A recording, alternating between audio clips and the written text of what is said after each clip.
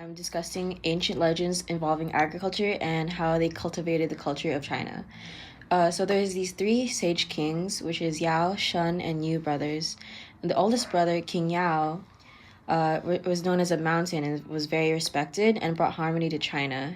And his next brother, King Shun, maintained the order and harmony of China and set up the orders of the weights, measurements, and time and units of China.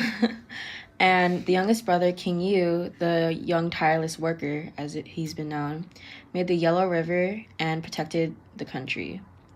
So these three kings set up the culture of Asia, and became an example for agriculture, arts, family, government, and social harmony.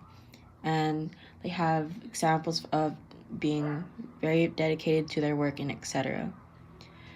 In China, humans have appeared in East Asia and have developed new agriculture and had rice as their new food staple. This eventually started to grow new dynastic states with patriarchal heads, developed dealing with nomads and the steppes of Central Asia, developing around the Yellow River. And the Yellow River is yellow because of the fine loess soil that was built up in the water, and it is described as soup-like and is known to unleash floods and devastate communities as a China sorrow. The dynasties in East Asia were consisted of the Yangshao and the Banpo villages, which existed in the Neolithic eras, which sprouted near the Yangtze and the Yellow Rivers, and this started around in 5000 BC. And moreover, there's the Xia, Shang, and the Zhou dynasty.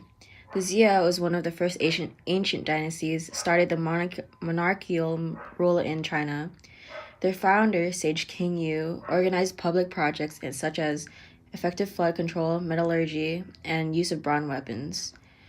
And it was the capital city of Erlitou, which was started in 2200 BC.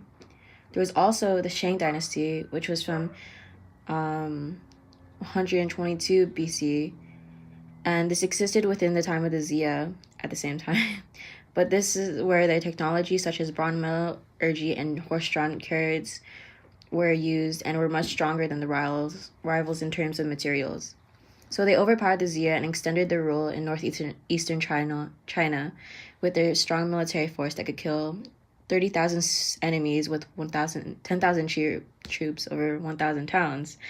They ruled in their capitals such as Ao and Yin, which had their grandiose graves of their past kings and heavy-duty walls that last until this day. So the Shang capital of Yin. The site of Yin, which is modern-day Anyang, stayed as the capital during the last 2 centuries of the Shang dynasty. Archaeologists have found there royal palaces, archives with written documents, neighborhoods, 2 large bronze foundries, workshops which constituted for various uses, and burial grounds. There were 11 tombs for the Shang kings. They were lavishing and big and respectful for their dead. The tombs were much like Egyptian pyramids. The graves contained thousands of worldly possessions, including luxury items, weapons, sacrificial victims, and many other various items that would guide them to the afterlife in luxury. The Shang realm was also one of the many that organized public life in ancient China. One of the many reasons that it's one of the few mentioned for this is because of the Yellow River Valley. The Zhou dynasty has little info of principles and law and justice, etc. The law codes depended on the proclamation and decree, and ancient China politics, statecraft, and others became more clear in the Zhou dynasty practices. Successors to Shang dynasty as permanent political authority in northern China battled with Shang forces in the east. Eventually, they became allies and won recognition as the king of the western regions, gradually eclipsing the Shang dynasty later, completely displacing it after years. Their ambitions collided in the late 12th century. Zhou accounts say that the last Shang king was considered to be a criminal and a fool and gave himself to women, wine, tyranny, and greed. The towns and political districts under the Shang rule transferred loyalties to Zhou because of this. The Zhou forces toppled his government in 1122 BC and allowed the Shang heirs to govern small districts.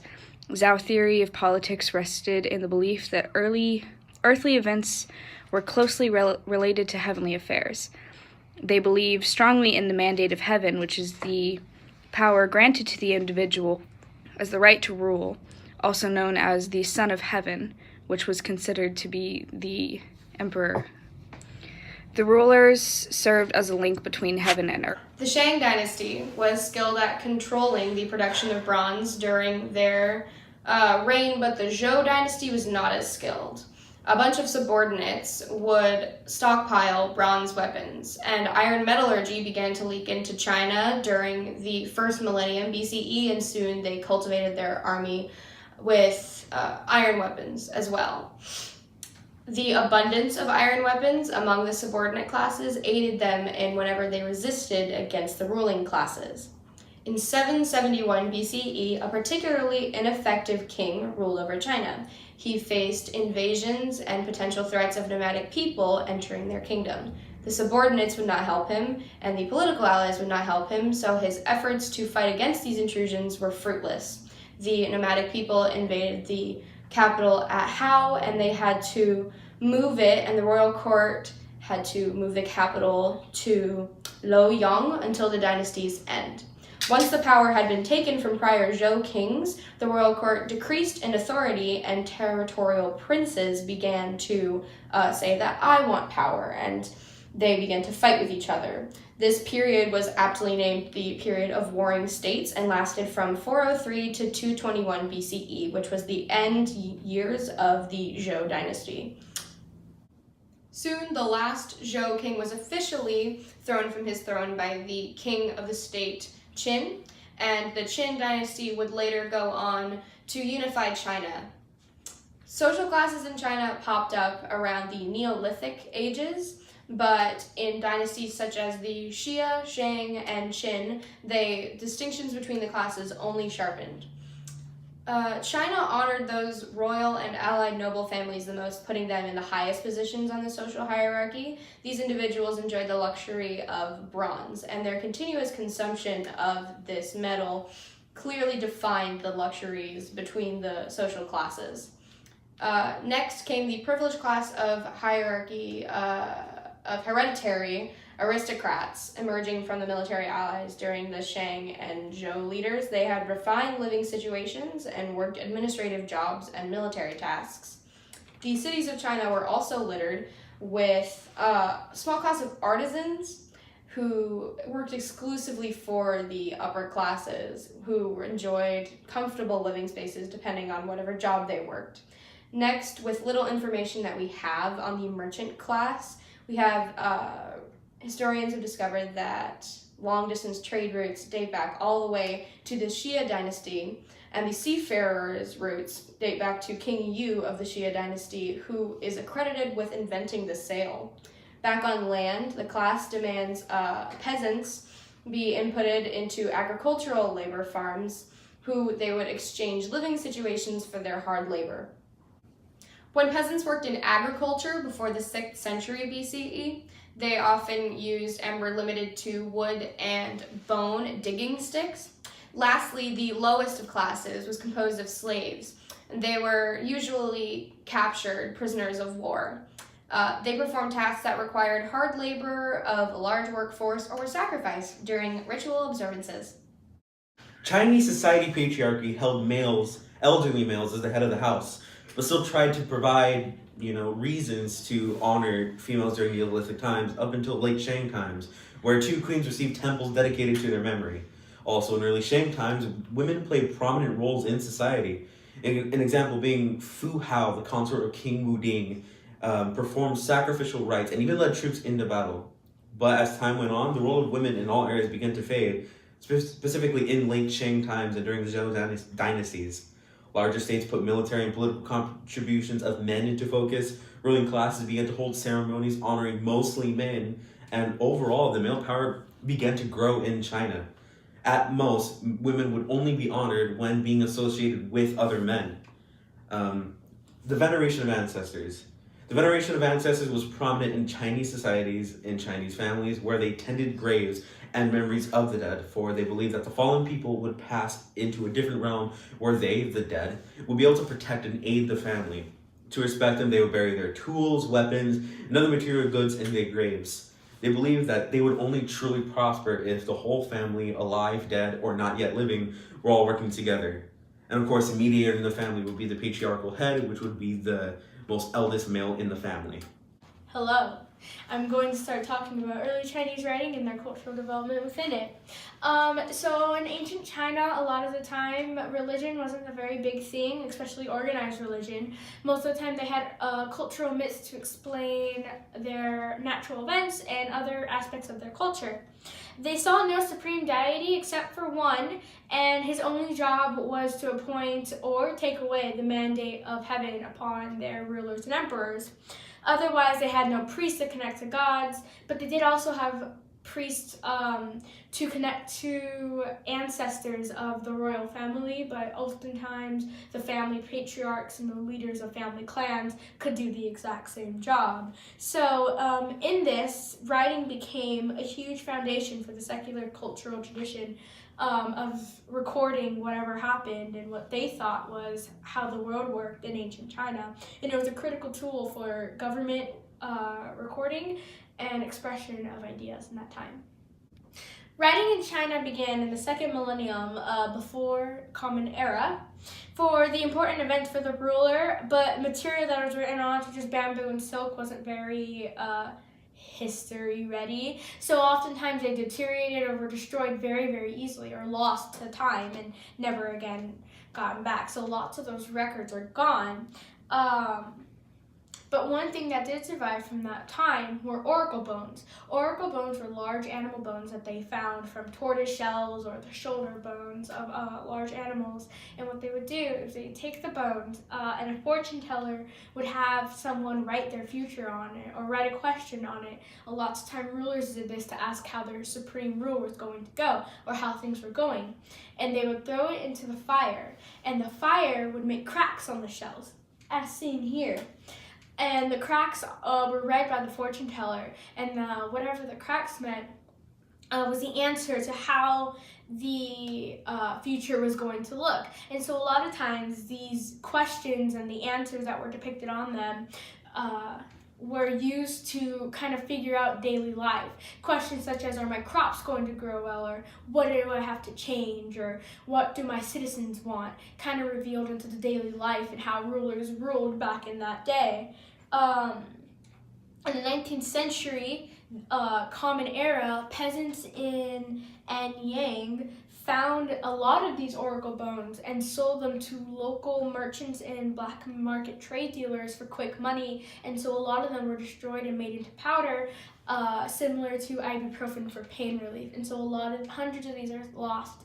But beginning in the 20th century, historians and literary scholars had realized that there was Chinese writing on it, similar to the Chinese writing of today with their ideograms, and they realized the importance of it and started taking them in, and they can compare the contemporary Chinese writing to one of today. And so with the revelation of the oracle bones came the revelation that early writing came within the Zhou dynasty. And while not a lot of the oracle bones from that dynasty remain, we do have a lot of texts from that dynasty remaining, such as historical books, government propaganda. We have essays on philosophical thought, on moral thought, essays on divination and rituals, and so many more other broad subjects. A lot of these were used and funded by the government to spread out certain ideas of how they want the people to perceive their country and their country's history. And there's also a huge book called the Book of Songs, which is a collection on poems, hymns, songs, and anything dealing on human affair and free thought. But a lot of these books were destroyed within the next few dynasties due to the fact that allows them to express such free thought that the government wanted to repress. Ancient China and the larger world. High mountain ranges, large deserts, and turbulent seas between China and other ancient societies in the Eastern Hemisphere hindered the establishment of long-distance trade relations.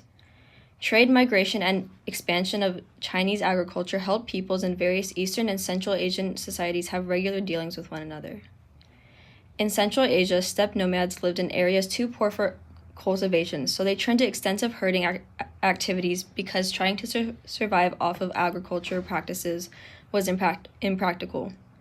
When they domesticated their horses in 4000 BCE, the herding of other animals became more efficient. After learning bronze metallurgy in 2900 BCE, they were able to introduce heavy wagons, and by 2200 BCE, wagons became a prominent feature in the steppe nomad lands.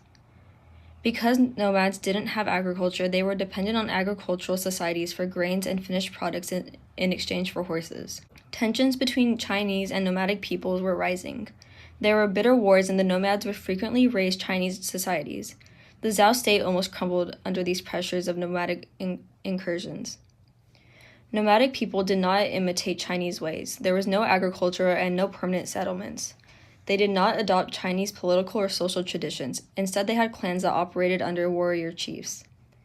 In the Yangtze Valley, which was in China and was also known as the Changjiang, which stood for the Long River.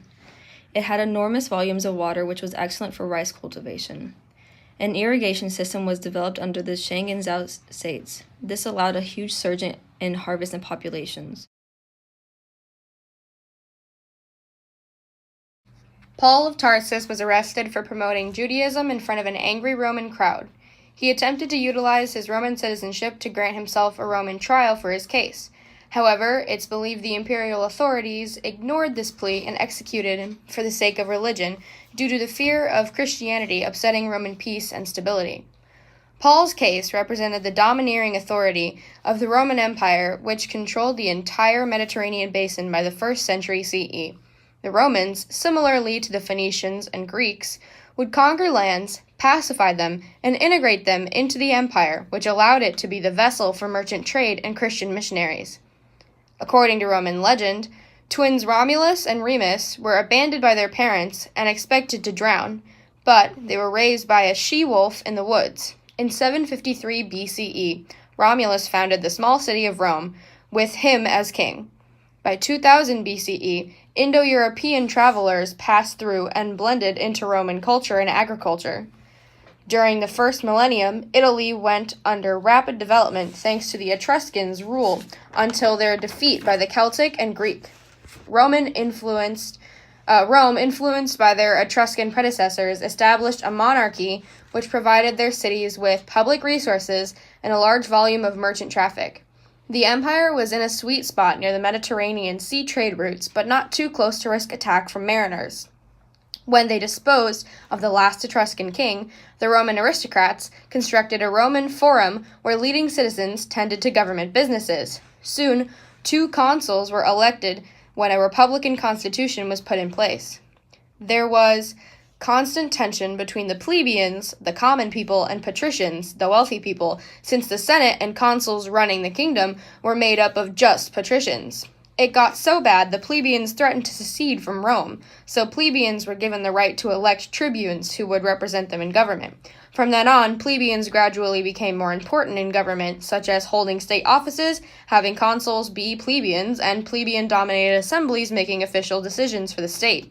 Not only were Romans plagued with internal conflict, but also external ones, such as invasions. For these times, they elected an all-powerful dictator for 6 months who would lead them through their difficulties. In the late 14th century, Rome became the predominant power in the Italian peninsula via military colonies in conquered regions. The conquered citizens of Rome were limited as to what they could do. For example, they could rise to a higher position in Roman society, but they were not allowed to make military or political alliances with anyone besides Rome. Conflicts ensued with the expansion into the Mediterranean basin, with the 3 Hellenistic empires that dominated the eastern Mediterranean basin. In later years, the Punic Wars erupted, where the Romans fought the Carthage in brutal battles. Their struggle was for supremacy over Sicily. In the end, Rome won by pillaging the city and burning it afterwards. After the Punic Wars, more conflicts arose in the eastern Mediterranean. pirates ignored the Hellenistic rule, which caused Rome to dispatch armies to protect its citizens.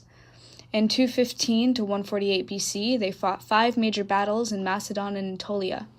After the wars, the land distribution, that was the conquered land, was distributed to wealthy elites and caused many social and political tensions. The owners of the new land organized latifundia, or plantations, which were then given to owners who had to either mortgage land or sell it out to its wealthier neighbors. In the 1st and 2nd century, the Gracchi brothers made the fruitless attempt to limit the amount of conquered land an individual could hold. Soon the Roman Republic became unsuitable for their growing empire because of common people starting to rely on generals more than the government, such as Gaius Marius and his successor Sulla, who oversaw 10,000 or more murders and executions during his reign. Poverty then swelled due to the legislative programs that strengthened the wealthy in politics and diminished the poor. And amidst the chaos, Julius Caesar centralized imperial government and became quite popular due to his conquer of Gaul and spending on public spectacles. He then proclaimed himself later as dictator for life of Rome against conservative policies. Because of this, many Roman elites considered him a tyrant and stabbed him to death in 44 BC. The death of Julius Caesar then led to further chaos within the government and civil conflicts, which persisted for another 13 years afterwards. Nephew of General Marius was Julius Caesar, who favored liberal policies and social reform within the Roman government. He publicized this as well as maintained a good reputation by sponsoring public spectacles and was heavily involved in Roman politics in the 60s BCE. By 49 BCE, Caesar turned his army on Rome itself, after conservative leaders had made a public stance that they were very against him and his ideals. He eventually won and made himself dictator in 46 BCE. He centralized military and political functions, launched large-scale building projects to decline in unemployment rates, and extended Roman citizenship to imperial provinces. After him, his adopted son Octavian took power. In 31 BCE, Octavian defeated Mark Antony, his rival, and consolidated his rule in Rome in 27 BCE, in which case he changed his name from Octavian to Augustus due to the religious undertones with it, and he established an imperial government. Augustus ruled with a monarchy disguised as a republic. He preserved traditional republic forms of government, but put his loyalty in every important position, as well as took on all important political responsibility. By 30 BCE, under the rule of Octavian, Rome held most of southeastern Europe, most of northern Africa and Egypt, Anatolia, southwestern Asia, much of Britain, the Kingdom of Kush, and a stretch of the Nile River. The expansion of the Romans stimulated local economies and states, gained resources and allies, and the alliances made were used to gain wealth and control of natural resources. The reign of peace under Augustus was called the Pax Romana, which means Roman peace, and it lasted 2 centuries, which facilitated trade and communication throughout the reign of Mesopotamia to the Atlantic Ocean. The Romans built complex networks of roads for communication and transportation, with curbs and drainage pipes and milestones for the postal system carriers. The roads linked all parts of the empire, allowing merchants to travel virtually anywhere. In 450 BCE, Romans wrote their first written law called the 12 Tables, and jurists expanded this to apply everywhere to all the imperial provinces that they controlled. Such laws included the innocent until proven guilty for defendants to challenge their accusers, and permission for judges to put aside unfair laws in court. Pax Romana is known as a period of time where the Roman Empire was at peace starting in the 3rd century CE. The term Pax Romana itself means Roman peace, which maintained itself for 2.5 centuries, facilitating trade and communication from Mesopotamia to the Atlantic. Roman communication and transportation was also boosted by its roads, built by genius Roman engineers. They prepared a deep bed, edged them with curbs, made systems for drainage, and topped it off with flat paving stones, leaving the road a total of 6 to 8 meters wide, shrinking to 2 to 3 meters wide in the big mountains. These roads opened up urgent travel and communication with a lot of speed. The roads linked all parts of Rome, including Gades across the Sahara, southern Spain, Mediterranean, and much more. In Roman law, it consisted of the 12 Tables as a basic law code in the early Republic. But as Roman power spread, jurists went to formulate a law system that could apply to all Roman citizens. The law established principles that defendants were innocent until proven guilty, and defendants had a right to challenge their accusers before a judge. And judges could set aside laws that they saw were unfair. And these laws, along with the road transportation system, helped integrate diverse lands into Rome. This growth led to Rome growing economic relationships with other regions. The economical foundation of Rome, agricultural production, underwent change, with a shift from using agricultural production for local consumption to be exported and traded. This boosted the economy by increasing the amount of food being traded in and out of Rome. Sea lanes linked Syria, Palestine, Spain, and North Africa. And to protect from pirates, Roman ships had naval power alongside sizable cargoes. And much of the profit went to Rome, giving room for fast growth. 10,000 statues decorated the city, 700 pools, 500 fountains, 36 monumental marble arches, and more were a result of the profit. The construction provided employment for a lot of citizens, which gave way to urban growth, with wealth concentrating in the cities. Urban cities came to expect much more. Merchants provided luxuries and delicacies. Cities enjoyed abundant amounts of fresh water, public baths with hot and cold rooms, swimming pools, and gymnasiums. This period of time brought the time of circuses, cruel battles to the death, gladiators, lions, the most famous being the Roman Colosseum.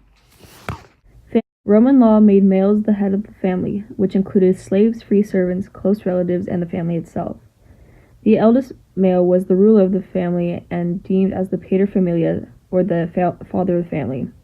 He could arrange marriages, determine work and duties, pick punishments as seen fit, and sell the family members into slavery and even execute them. However, the male of the household was rarely this tyrannical in his position. Women also usually supervised domestic affairs, and by the time they were middle-aged, they were considered influential. They could help to select marriage partners and see over finances. Roman law would be strict over the ability of women to receive inheritance, but enforcement was inconsistent and they could evade it or find loopholes. By the 2nd and 3rd centuries BCE, women were in charge of considerable amounts of property, like the family estates and businesses. New classes of wealthy people also arose. This included merchants, landowners, and construction contractors, and they accumulated enormous private wealth and rivaled old nobility. The population of poverty also grew, and by the 5th century BCE, they comprised of 1/3 of the population. There was also widespread use of slave labor. There were many revolts, such as Spartacus's assemblement of a slave army in 73 BCE. In the cosmopolitan Mediterranean, with the integration of the Mediterranean basin, trade and economies flourished, as well as the expansion of cultural and religious traditions. Roads and communication networks favored the spread of new popular religions. Romans believed in many gods and goddesses that intervened personally in human affairs. Their expansion of political influence allowed them to encounter other religions and even adopt some of the other aspects for their own purposes. The Romans would use the Greeks' thought on rationality and philosophy, as well as taking some ideas from the school in Hellenistic Greece on Stoicism. Religion's salvation became increasingly popular because people liked the idea that established their purpose throughout the Mediterranean basin and beyond. For example, the Code of Mithras. Mithras was the god of sun and light, but was adopted by Roman militaries because it taught military virtues like strength, courage, and discipline. Mithraism was only for men, and so other cults like the cult of Cybele and Isis were established. The cult of Isis was the most popular of all religions of salvation before the Jews survived arrival of under imperial Christianity. regimens such as the Babylonians, Achaemenids, Alexandrians, Seleucids, and the Roman empires. They were all racially, culturally, ethnically mixed, and religions were tolerated. But to encourage political loyalty, emperors tried to convince their peoples for them to be like god figures. The Jewish people didn't like that because they praised their god Yahweh. They even resorted to rejecting paying the emperor's taxes, etc. This moves on to the Essenes, which is a sect found during the 1st century and was rediscovered in 1947 in Palestine. This had strict They had strict moral codes and rituals that included community meals that reinforced their community. They also had rituals where they baptized new members and etc. They wanted to find a savior to help help the Roman peoples to stop suppressing them. This continues on to Jesus and the Nazareth. These weren't associated with the Essenes, but the traditions of Christianity was related.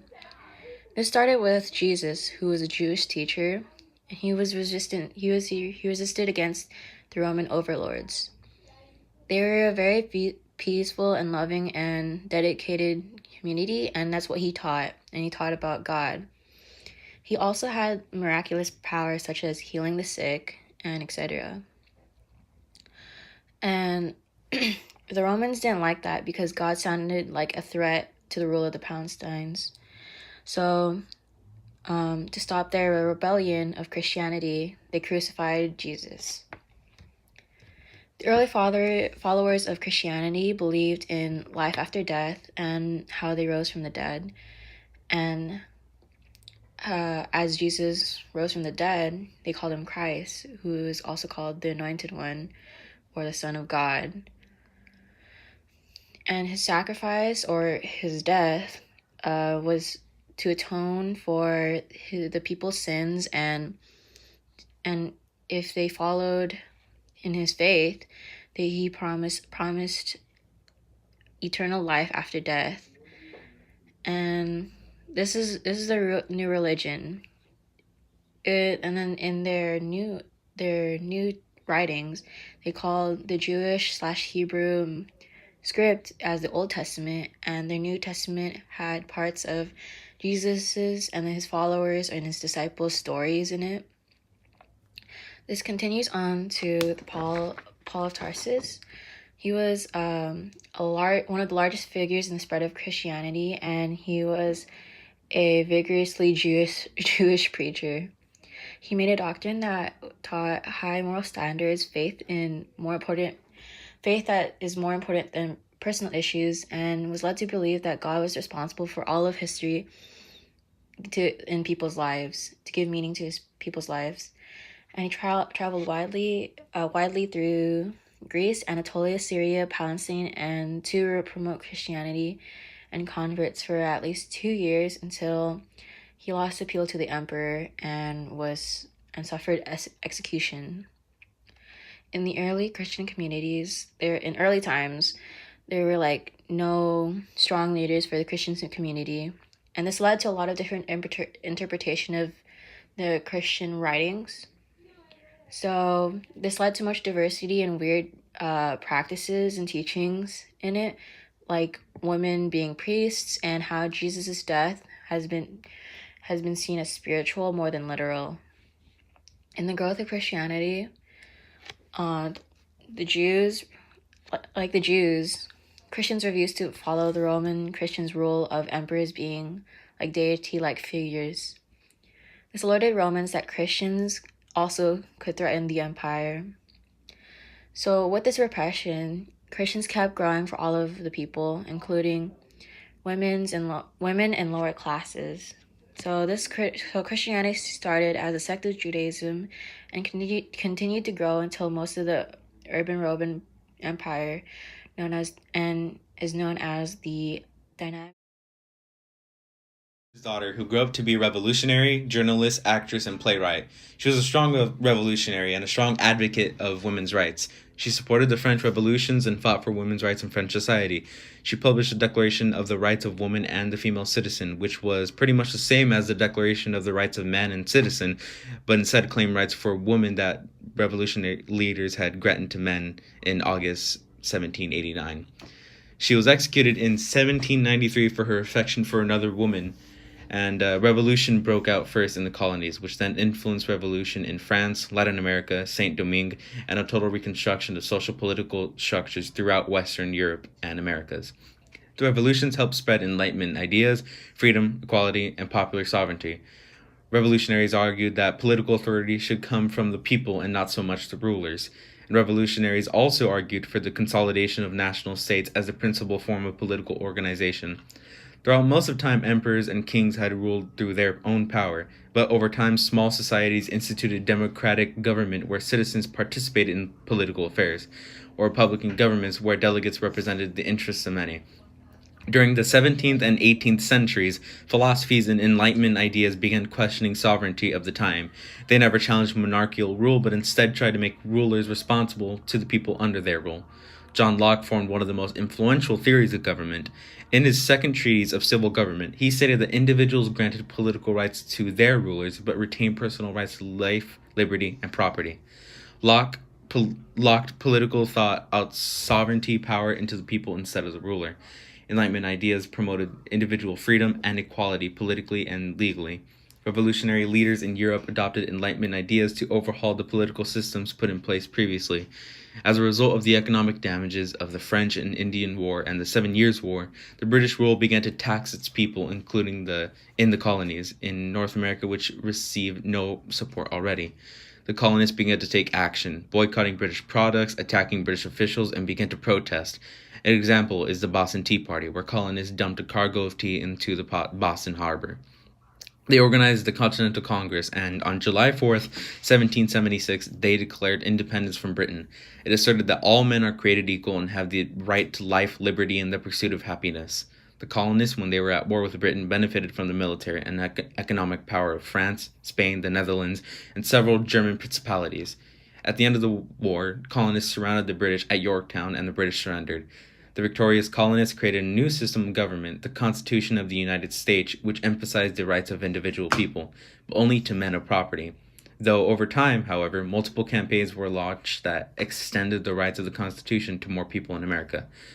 French revolutionaries didn't want to get independence from France. Instead, they wanted to replace the order with a new political, social, and cultural structure. This road to revolution began when the French government spent a lot of money to war debts by increasing tax on the French nobility. Like the Americans, the French also took ideas of enlightenment and called their old ways the ancien regime, or the old order. In the 1780s, the French had to pay for war and armed forces, but they couldn't get enough revenue, so King Louis XVI wanted to increase taxes on aristocrats, but they didn't very much like that, and so the Estates General was called to meet for the first time since 1614. While the first and second classes were talking about not having taxes on the aristocrats, the commoners in the third state wanted political and social reform and created the National Assembly, sworn on making a new constitution. They gained support, and in 1789 of August, they made a Declaration of the Rights of Man and the Citizen, which reflected the American Constitution, with equality of all men, sovereignty, and individual human rights and liberty, which were the three ideals that the French Society of Reformation focused on. And eventually the National Assembly abolished social order and fees to landlords. They took church land, they made clergy sworn citizens, and they took away the legislative authority of the king. The convention was then created and declared war on Austria and Prussia in 1792 and Spain, Netherlands, and Britain in 1793 to stop their support of the ancient regime. The convention abolished monarchy and made republic with levee and mass, that drafted people and resources for the war. And at-home enemies were killed with guillotines, including Louis XVI and Marie Antoinette. Chaos peaked with Maximilien Robespierre in 1793. He dominated the committee and believed in ridding of Christianity with cult of reason, and promoted a campaign of terror. Because of the unstable leadership, Robespierre himself was beheaded, and conservative men took over with the Directory made in 1795 and flipped between radical revolution and ancient regime. The reign of Napoleon. Napoleon himself worked under Louis XVI until Directory. He established French rule in Austria and tried for the Red Sea but failed. In 1801, he made Concordat that said France could keep church land, but Christianity was no longer accepted. In 1804, civil code was enacted, and some individual rights in education for the talented but unwealthy, and allowance of aristocrats were again allowed, and the retraction of radical conventions, such as reinforcement of patriarchy. Napoleon himself limited free speech, censored the news, used spies and propaganda, and put his family and dynasty away from the subject class. He was an imaginative tactician and strategist, and his army conquered Iberian and Italian peninsulas, as well as many other places within the Middle East. The empire as a whole declined in 1812 when Napoleon tried to invade Russia. He tried to take Moscow, but the Russians burned it down and told troops to retreat, and a majority of Napoleon's troops died in the Russian winter. The coalition of Britain, Austria, Prussia, and Russia kicked Napoleon to the island of Elba and restored French monarchy. Napoleon returned and ruled for 100 days before being beaten by the British and forced to die. France under Napoleon was limited on free speech, freedom of press, had government spies checking in on citizens, controlled public opinion with propaganda, and had his own family above all others. He sought to expand the empire and forced Austria, Prussia, and Russia to ally with him at one point. When he attempted to invade Russia, however, Moscow residents set the French camps ablaze and Napoleon's troops were subjected to terrible winter. After his Grand Army's Russian defeat, his other enemies were confident enough to dethrone him and exile him to the island of Elba. His attempts at escaping and conquering again proved futile. Many were inspired by the Enlightenment ideals present in the American and French revolutions, such as the Haitians, Mexicans, and other South Americans. Social reformers sought to liberate women and African slaves from the control of white men. The only successful slave revolt happened in Hispaniola during aftermath of the French Revolution. The French colony of Saint-Domingue was the hotspot for planter uprisings. Civil war soon broke out between free slaves and white settlers. They won under leadership of Louverture, who helped build a strong, disciplined army, which, after expanding to 2,000 men, eventually won with the 1801 Constitution. Unfortunately, Napoleon sent 40,000 troops to the territory and to deliver Louverture to France. His predecessors successfully drove out the assailants from the colony. Finally, independence was declared in 1803 and the Republic of Haiti was created. Women played a crucial role in revolutions between the late 18th and early 19th centuries. They would help the efforts of men by sewing uniforms, rolling bandages, and managing farm shops and businesses. They would also participate in revolutionary activities. Through the National Assembly and the Convention following the French Revolution, free public education, shared family property, and legalized divorce for women became a thing. However, the Directory and Napoleon's rule brought the loss of most of these rights that women earned as a result of the French Revolution. However, this was only the case in France and areas surrounding it. In other lands, women were given much less rights than were even considered during the French Revolution. In the U.S. and Latin America, revolutions brought legalized equality and political rights. In the 19th century, American feminist Elizabeth Cady Stanton formed movements for women's rights and organized the Seneca Falls Conference, which came up with 12 resolutions demanding women's rights. Enlightenment ideals inspired revolutions in the Atlantic Ocean basin, which spread these Enlightenment values. Nations and nationalism. The influential ideal of nation arose in the 19th century. There was strong identification among European peoples and intense feelings which fueled ideologies of nationalism. Early nationalist thoughts often sought to deepen appreciation for the historical experiences of the national community and to foster pride. In reaction to Enlightenment thinkers, cultural nationalists would focus their attentions to individual communities and uniqueness. These nationalists also valued the study of literature, which can be seen with the Brothers Grimm who gathered stories. As you get into the 19th century, nationalist thoughts were moved forward and were more forward and aggressive than their cultural nationalist counterparts. Advocates demanded loyalty and solidarity and sought to establish independent states to protect and advance their interests. For example, Giuseppe Mazzini of Italy formed Young Italy, which promoted independence from Austria and Spanish rule. Mazzini was forced into exile by the authorities for most of his life, but continued to encourage nationalist movements. By the mid-19th century, Young Italy inspired the development of nationalist movements in Ireland, Switzerland, and Hungary. Italy. They outmaneuvered government forces and attracted new recruits every day. Garibaldi did not want to rule, so he gave southern Italy to Vittorio Emanuele, who for the next decade absorbed new territories into his original territory. The same happened in Germany with the unification of political leaders and harnessing the national aspirations. Conservative German rulers stifled national movements, and the suppressing of the rebellions left German nationalists frustrated at their inability to found national states. However, by the mid-20th century, this became the universal state for political leaders to adopt national states as principal form of political organization throughout the world. The potential of nationalism increased the growing ideology of Zionism, which was the belief that the Jewish people constitute a nation and have a right to a homeland. Nationalist leaders often disrespected the minorities, and which later led to anti-Semitism. The Jewish people migrated to places of less anti-Semitic rule, like, for instance, France. However, there were instances, in cases like Alfred Dreyfus's, who was a Jewish army official, where he was convicted wrongfully for spying for Germany. He was later proven innocent, of course, but this sparked many debates on whether or not Jews were trustworthy in the long run. This event was a key evolution in Zionism. Another man, by the name of Theodor Herzl, which was a Jewish journalist at the time, concluded anti-Semitism was a present feature of human society, which was assimilated and could not be solved. Herzl was responsible for the First Zionist Congress in 1897, which later founded the World Zionist Organization. Zionism sparked conflicts between the Jews and the Palestinians, which continue to this day. Revolutions heightened the feeling of national identity throughout the world. National consciousness surged in reaction to the arrival of the revolutionary and Napoleonic armies. After Napoleon's death, many officials feared national consciousness might encourage further experimentation with revolutions and undermining European stability. In response to this, the Congress of Vienna, which was represented by Britain, Austria, Prussia, and Russia, was formed.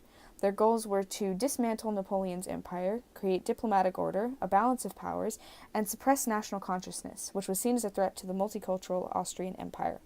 They had limited success, and their power lasted almost a century until the war in 1914.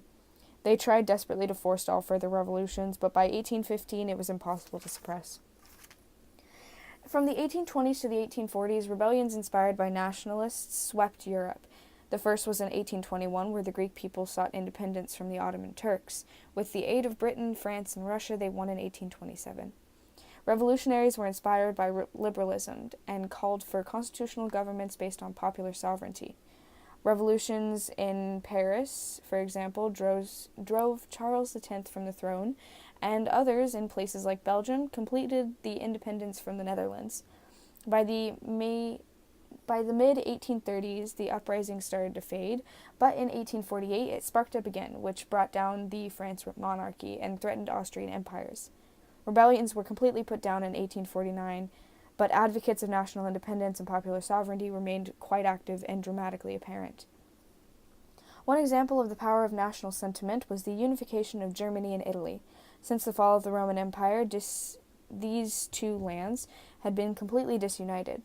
The Holy Roman Empire claimed both, but weren't strong enough to enforce their claims and therefore didn't do much. During the restoration of the ancient regime, though, northern Italy was placed under Austrian rule. Southern Italy was already under close Spanish supervision and therefore unattainable. Italian politicians worked towards independence and forming a national state. Mazzini's Young Italy movement attracted discontent and idealists throughout the peninsula. In 1820, 1830, 1848, there were major uprisings, which threatened but did not completely dislodge foreign rule in Italy. The unification of Italy came about by a man named Count Camillo de Cavour, who combined forces with nationalist advocates of independence. In alliance with France, Cavour expelled Austrian authorities in 1859. Cavour then turned to southern Italy, who was being led in a unification movement by Garibaldi. Garibaldi had 10,000 men and swept through Sicily. East German soldiers suddenly began not only opening gates in the wall, but also gently helping East Germans crossing over to the west. The fall of the Berlin Wall brought down one of the world's most notorious borders and symbolized the breaching of all sorts of boundaries in the contemporary world. Along with the decolonization, the fall of the Berlin Wall, and the end of the Cold War, it increased the level of economic interaction between the countries and a tighter economic integration of the world as a whole. This was later to be known as globalization. Although certain formal national borders changed only after the decolonization and the end of the Cold War, cultural and technological developments since World War II had steadily broken down the distance between countries and people. There was now a stream of ideas, information, and values spreading from one society to another. The world's people themselves underwent changes in a world with fewer barriers. Women struggled to close the divide between sexes and fight for equality. They tried escaping from suffering to seek new fortunes and new futures. The population moving around the globe revealed the diminishing significance of the national boundary lines. The global interconnectedness made it more difficult to maintain boundaries among the people and countries of the world. The global economy came into public view after the spectacular collapse of the communism in 1990. International trade provided a key driving force behind the economic globalization. This meant a freedom from state imposing limits and constraints on trade across borders. The main vehicle for the promotion of unrestricted global trade was the General Agreement on Tariffs and Trade, or the GATT, which was signed by the representative of 23 non-communist nations in 1947. They later signed an agreement with the establishment of the World Trade Organization, which took over the activities of the GATT in 1995. Although trade slowed down in the 1990s, by 1990, world trade exceeded $6 trillion US, roughly doubling the figure of the 1980s. The emergence of new breed of corporations also played another key role. The more traditional international or multi-forms of corporate enterprises were replaced, and the international companies evolved into multinationals, which conducted their business in several different countries opposed to just one. Global corporations treat the world as a single market and act as if the nation states are no longer existing. The decline of corporate taxes, however, meant that less money was used for social services and welfare programs. The economic development in East and Southeast Asia was also a huge thing at this time. For example, the U.S. policy jump-started Japan's economy revival after its defeat in 1945. Japan benefited from the direct U.S. financial aid of $2 billion, investment, and timely abandonment of war reparations. At first sight, Japan's economy was ill-equipped for the intensive economic growth, but they sidestepped many of these advantages by promoting an economic policy that emphasized export-oriented growth and which was supported by lower wages. Japanese economy turned over labor-intensive manufactured goods in the beginning, but during the 1960s, Japanese companies used their profits to switch to a more capital-intensive manufacturing. By this time, the label, quote-unquote, made in Japan, once associated with cheap manufactured goods, signified state-of-the-art products of the highest quality. The Japanese economy sputtered into a recession, however, and has continued into the 21st century due to post-war growths that were not sustainable. The early and most successful imitators of the Japanese model of economic development was Hong Kong, Singapore, South Korea, and Taiwan, which have now been known as the Four Little Tigers. China, on the other hand, within 4 years of the establishment of the People's Republic in 1949, set up a series of five-year plans. They later launched economic reforms and opened Chinese market to the outside world.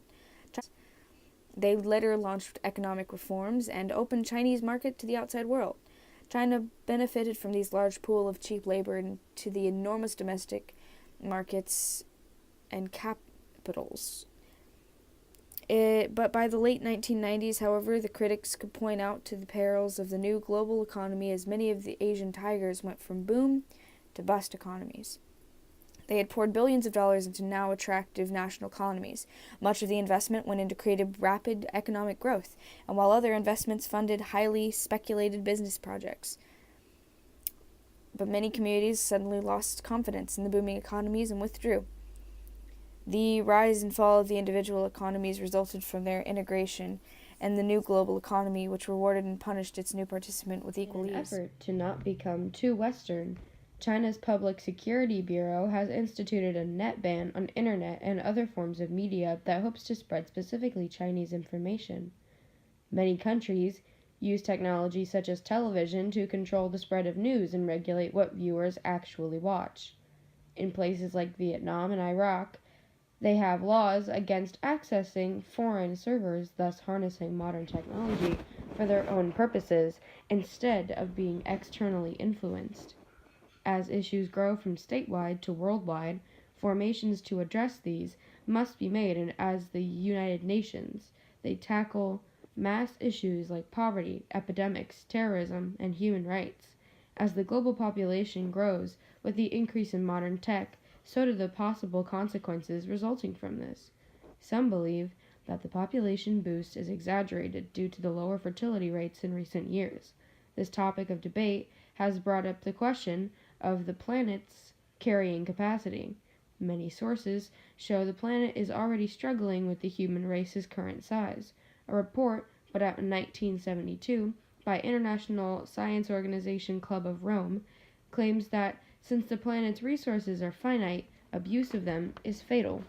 In 1992, many high-profile scientists signed the Warning to Humanity report, claiming that our current rate of usage, there's an inevitable doom to follow.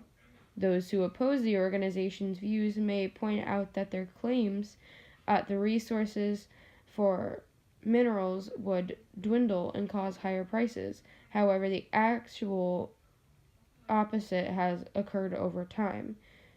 Since then, the Club of Rome has retracted a few previous statements but remain pessimistic for the future of the Earth. There are many other direct results of the population growth: pollution level increase, less habitats for animals, plant species disappearing, and non-renewable resources are consumed rapidly. Most notably of these impending environmental issues are biodiversity and global Is the Association of Sovereign Nations, which strive to find solutions to global problems. The UN does not legislate and strives to maintain peace and security, which it has no good track record of doing, and also to achieve international cooperation in solving international problems of an economic, social, cultural, humanitarian character, which it has success in doing. It has promoted female literacy, lowered infant mortality rate, and has provided safe water to over 1 billion people in rural areas. Human rights is the notion that all persons are entitled to basic rights. These rights protect a person from state conduct prohibited by international law. The concept originated in Greco-Roman law doctrines that over time have evolved into rights of humanity for all, including those of color. In 1948, the UN adopted the Universal Declaration of Human Rights that prohibited any acts of violence or violations against the specific human rights, such as torture, slavery, summary executions, and such. By the 1980s, human rights had become one of the principal genes of global politics. Feminism and equal rights had emerged from the discrimination that women had been under in the workplace for the past years. After World War II, women were able to vote and more women went to work. Protests began to emerge against job discriminations and lack of legal equality, which then expanded to all aspects of gender inequality. Women began to demand equality over their bodies and their respective reproductive systems that included the use of birth control. Over in China, communist thought influenced women's rights and pushed for full equality. Women were able to pick their own partners and patriarchal practices were abolished. But women still have to gain true equality. Women worked as much as men, but definitely got paid less than men. In Arab and Muslim lands, changes for women's education were happening. Women have been starting to catch up to men in literacy in the past 25 years, but in India, women mostly stay at home and do not work as much as men can. Women are picked for men in marriage and are set on fire when the man isn't happy with his quote-unquote gift. And recent Indian and Pakistani activists challenge these practices and do their most to establish shelters for women threatened with burning. Women leaders have also been more prevalent.